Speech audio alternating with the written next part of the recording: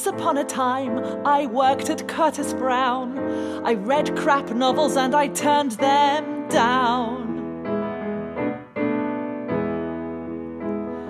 But artistic integrity just goes to waste if the general public have got no taste.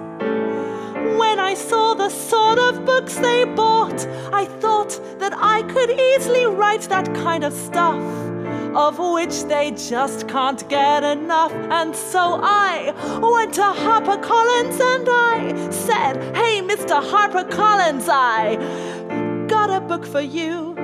It's intense and bold and new. It'll get some great reviews, 'cause it's totally sort of true.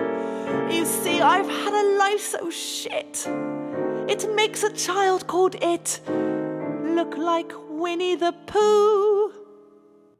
It's a history of deprivation, child abuse and amputation, torture, devil worship and a constant sense of shame.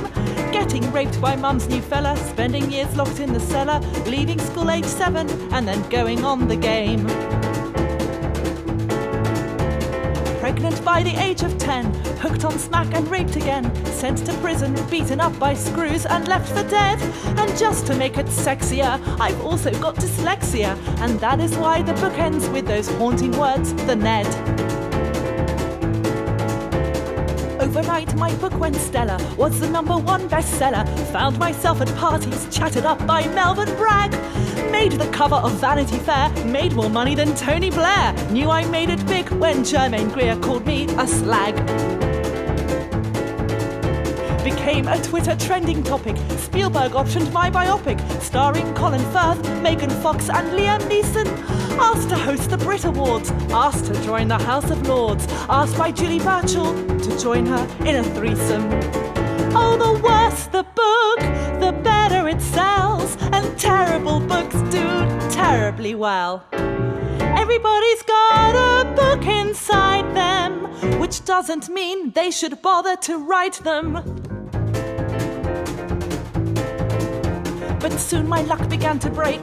I got stung by the fake shake. He exposed me as the most complete and utter fraud.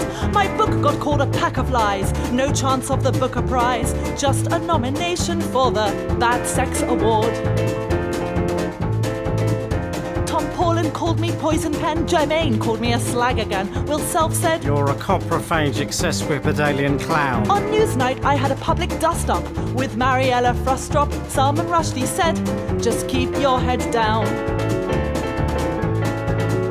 Now I've come crawling back to Hey on Wye, 'cause if you want a way to try and get back on the scene, it's what you've got to do.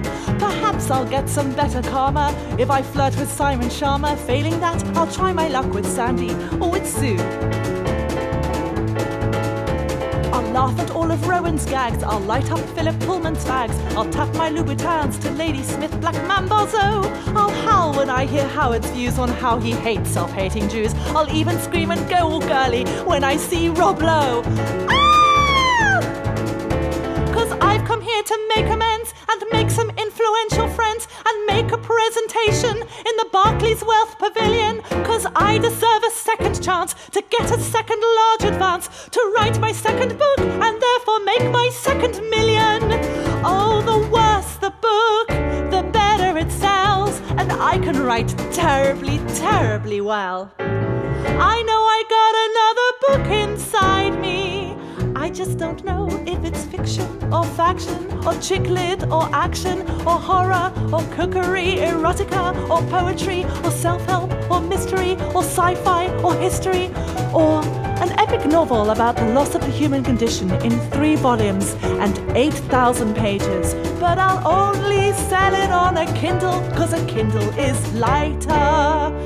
To be honest, what I really want is to write Jordan's next autobiography. Lazy hack writer.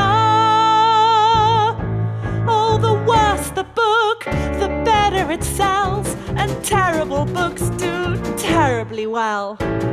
Everybody's got a book inside them, they just need me to write.